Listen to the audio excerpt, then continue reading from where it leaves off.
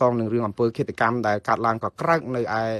ប្រទេសកម្ពុជាអំពើឃាតកម្មនេះគឺវាជារឿងមួយគួរឲ្យសោកសង្រេងហើយខ្ញុំសូមចូលរួមរំលែកទុកដល់ក្រៀមក្រំចំពោះក្រុមគ្រួសារសពទាំងអស់ដែលជាបងប្អូនសាច់សាលោហិតនឹងគ្នាមនុស្ស9នាក់ស្លាប់ក្នុងពេលមកប្រព្រឹត្តភ្នែកហ្នឹងបងប្អូនដោយសារតែភ្លើងឆេះសន្ធោសន្ធៅដោយសារតែមានមនុស្សដែលចិត្តព្រៃផ្សៃបាទសម្រាប់ពួកគាត់ហើយយកទៅដុតឆេះម៉ោង 5:30 នាទីព្រឹកលមន់រងាវហ្នឹងគឺ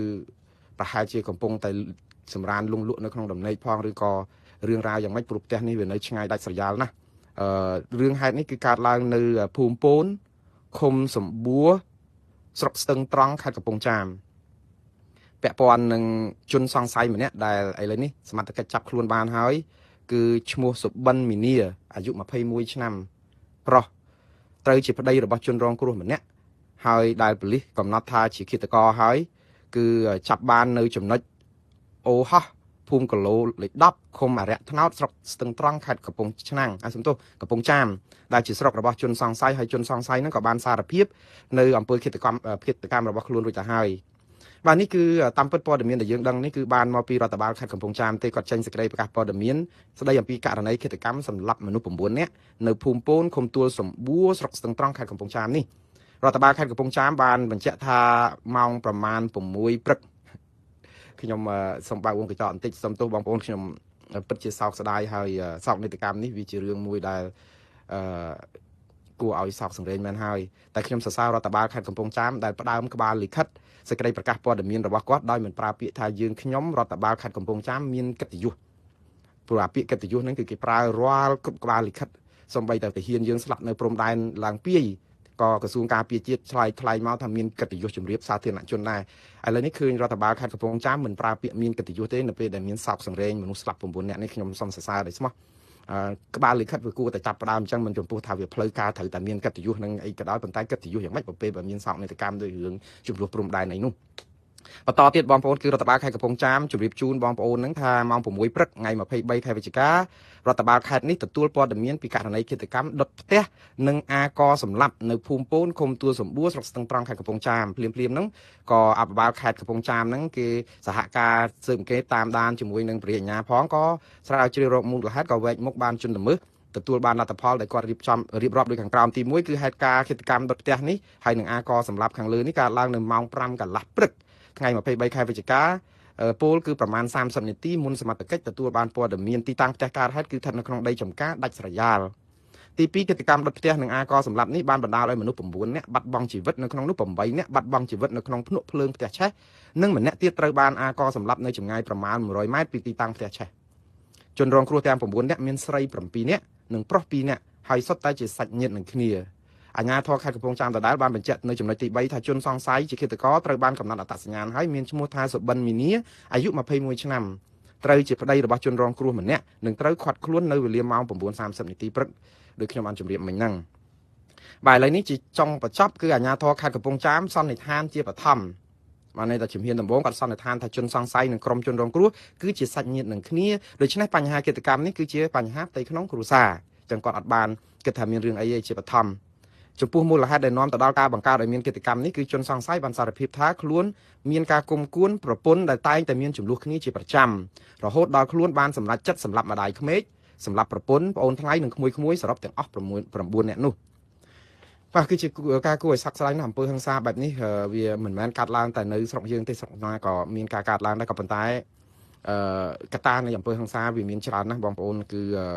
កត្តាគ្រឿងញៀនកត្តាជីវភាពគ្រួសារកត្តារស់នៅមិនចុះសម្រុងគ្នាកត្តាសង្គមអំពើហិង្សាដែលកើតឡើងសពបែបយ៉ាងការសាបព្រោះអំពើហិង្សានៅក្នុងសង្គមប្រព័ន្ធយុត្តិធម៌មិនស្អាតស្អំលក្ខណៈគឺច្រើនមែនតើឬក៏ការអាចប្រើប្រាស់កំភ្លើងបានតាមចិត្តប៉ុន្តែនៅកម្ពុជានេះអំពើហិង្សានេះមិនកើតឡើងដោយសារកំភ្លើងទេដោយសារតែឃាតករដែលជាជនសង្ស័យនេះគឺដុតផ្ទះចោលតែម្ដងហើយប្រើដូចថាសម្លាប់ដោយវិធីផ្សេងតែយ៉ាងណាអានេះគឺជារឿងមួយដ៏គួរឲ្យសោកសៅណាស់គាត់ក្មេងណាស់អាយុតែ21ឆ្នាំឈាមរាវមែនតើជារឿងអកុសលដែររឿងអំពើហិង្សានៅសហរដ្ឋអាមេរិកនេះក៏ឃើញកើតឡើងជាហូរហែដែរជាពិសេសគឺមានការបាញ់បោះនៅតាមសាលារៀនអីដែលកំភ្លើងគេអាចប្រើបានដោយសារតែរដ្ឋធម្មនុញ្ញអនុញ្ញាតឲ្យប្រជាពលរដ្ឋកាន់កំភ្លើងក៏ប៉ុន្តែមិនមែនបានន័យថាករណីបាញ់កំភ្លើងហ្នឹង ក៏វាជារឿងមួយដែលគិតថាវាគ្រោះថ្នាក់អញ្ចឹងយើងត្រូវតែយើងគិតថារឿងហ្នឹងគឺជារឿងទូទៅដែរព្រោះអីប្រជាពលរដ្ឋអាមេរិកស្ទើរតែនិយាយទៅរដ្ឋលានអ្នកដែលមានកំភ្លើងកាន់គ្រប់គ្នានៅក្នុងផ្ទះណាដើម្បីការពារសុវត្ថិភាពដើម្បីការពារអីប៉ុន្តែច្បាប់រដ្ឋធម្មនុញ្ញហ្នឹងអនុញ្ញាតឲ្យប្រជាពលរដ្ឋកាន់កំភ្លើងចឹងទេដូច្នេះតើទៅលុបអារដ្ឋធម្មនុញ្ញហ្នឹងចោលបានហាមឃាត់ប្រជាពលរដ្ឋមិនឲ្យកាន់កំភ្លើងសំខាន់វាមិនមែនកាន់កំភ្លើងទេសំខាន់តើប្រជាពលរដ្ឋហ្នឹងមានសតិអារម្មណ៍ផ្លូវចិត្តហ្នឹងនឹងណឬអត់អញ្ចឹងទៅយូរម្ដងក៏យើងឃើញមានអ្នកមានវិបត្តិផ្លូវចិត្តឬក៏គិតខ្លីរឿងអីមួយទៅក៏មិនធ្វើអាបាបខ្លួនឯងទៅយកជីវិតអ្នកដទៃដែលជាជនស្លូតត្រង់ហ្នឹងទៅស្លាប់ជាមួយយ៉ាងអនាធមប៉ុន្តែនៅក្នុងពេលជាមួយគ្នានេះក៏យើងសង្កេតឃើញសារហិង្សារបស់អ្នកនយោបាយក៏ជាបច្ច័យនៅក្នុងការធ្វើឲ្យមានអំពើហិង្សានឹងច្រើនដែរព្រោះកន្លងមកយើងឃើញអំពើហិង្សានេះច្រើនតែកើតមកពីអំពើហិង្សានៃសាររបស់ថ្នាក់ដឹកនាំយើងឃើញលោកត្រាំត្រូវគេប៉ុនប៉ងធ្វើឃាតដល់ទៅ2លើកដំបូងហ្នឹងគឺគាត់គេបាញ់ប្រហារគាត់គឺត្រូវស្លឹកត្រចៀកប៊ីសតែបាត់បង់ជីវិតដែលជារឿងមួយគឺសំណាងក្នុងមួយលានគ្រោះថ្នាក់ហើយអ្នកដែលស្រាវជ្រាវទៅរកឃើញថាគេសន្និដ្ឋានជាបឋមហ្នឹងថាវាអាចមកពីដូចថាពាក្យពេចន៍ហិង្សារបស់ថ្នាក់ដឹកនាំមួយចំនួនទៅវាធ្វើឲ្យប៉ះពាល់ខាងថ្នាក់ដល់អ្នកមិនសប្បាយចិត្តនឹងខ្លួនប៉ុន្តែយ៉ាងណាប៉ូលីសក៏បានរកឃើញករណីមួយដែលការបាញ់សម្លាប់លោកត្រាំប៉ុន្តែមិនបានសម្រេចនៅករណីមួយហ្នឹងថាឃាតករហ្នឹងគឺធ្វើដោយមិនមានក្រុមបកពួកឬនិន្នាការនយោបាយណាបើតែគាត់ជាអ្នកកាន់គណៈបកនយោបាយរបស់លោកត្រាំក៏ដោយព្រោះនេះវាទៅជាសកម្មជនរបស់គណៈបកខ្លួនឯងប៉ុនប៉ងធ្វើឃាតមេដឹកនាំខ្លួនឯងប៉ុន្តែគេមិនរកឃើញអំពី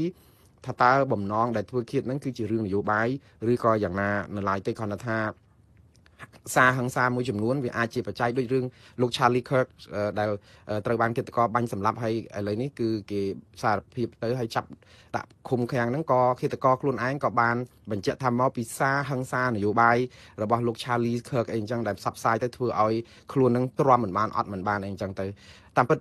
វាជារឿងអកុសលណាស់ព្រោះការថ្លែងសារនយោបាយគឺជាសិទ្ធិសេរីភាពរបស់ប្រជាពលរដ្ឋប៉ុន្តែអ្នកខ្លះគិតសារហ្នឹងថាជាអំពើហិង្សាដែលមិនអាចទទួលយកបានអញ្ចឹង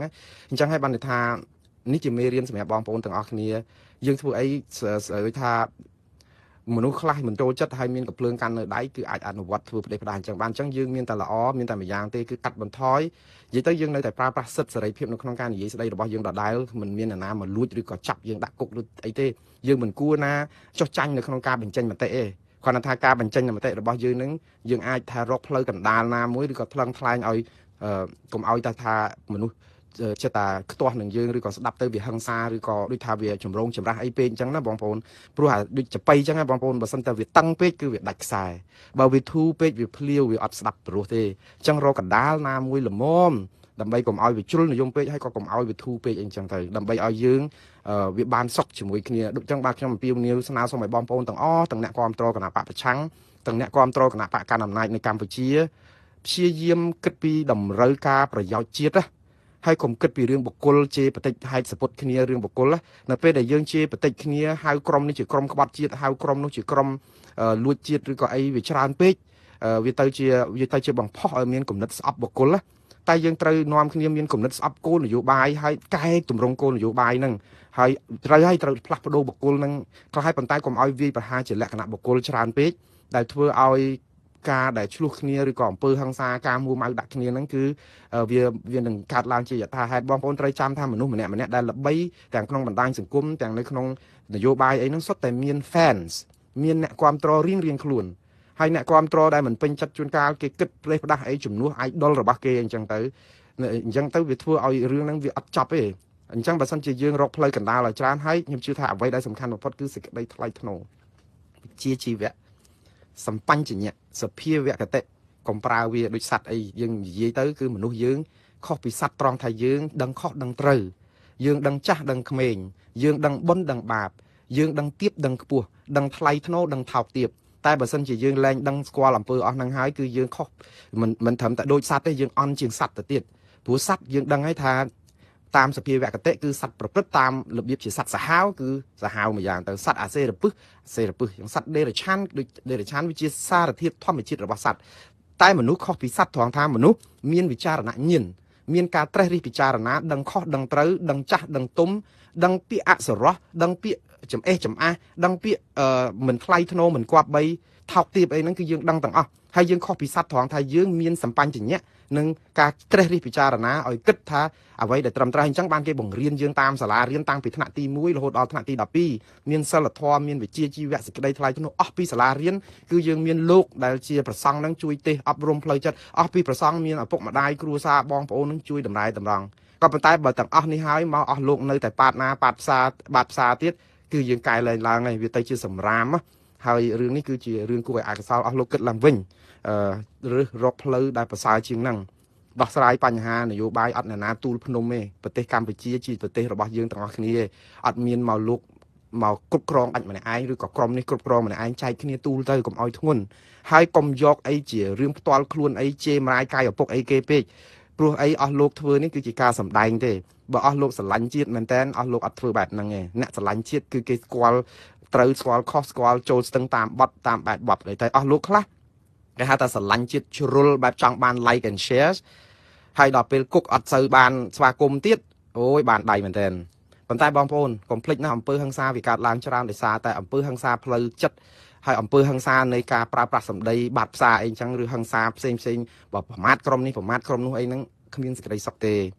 សេចក្តីសុខសេចក្តីស្ងប់គឺដោយសារការមិនប្រមាថអ្នកដទៃហើយបងប្អូនទៅរៀនសូត្រធម៌ឡើងវិញទៅហើយបើថាមិននេះក៏យើងប្រើសច្ចយុត្តិធម៌សិលធម៌ឲ្យទៀបល្មមឲ្យសមល្មមទៅបានដែរបន្តទៅទៀតបងប្អូនវែងឆ្ងាយនេះខ្ញុំដូចជាព្រះអង្គគូសុភាពហើយសូមអធិស្ឋានខ្ញុំគ្មានចេតនាអប់រំព្រៀនបដៅប៉ុន្តែពេលខ្លះវាទៅតិចពេកហើយខ្ញុំនឹងក៏មានកូនមានចៅមានក្រុមគ្រួសារហើយក៏ចង់អប់រំណែនាំកូនចៅបដិព្រៀនបដៅឲ្យល្អដើម្បីជា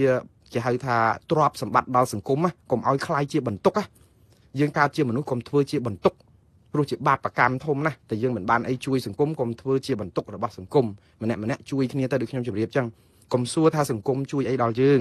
កុំសួរថារដ្ឋាភិបាលជួយអីដល់យើងសួរថាយើងម្នាក់ហ្នឹងបានជួយអីខ្លះដល់សង្គមជាតិយើងនៅក្នុងការដែលជាភារកិច្ចយើងគ្រប់គ្នានោះណាអាហ្នឹងបានយើងខ្លាយជាប្រជាពលរដ្ឋប្រកបដោយការទទួលខុសត្រូវ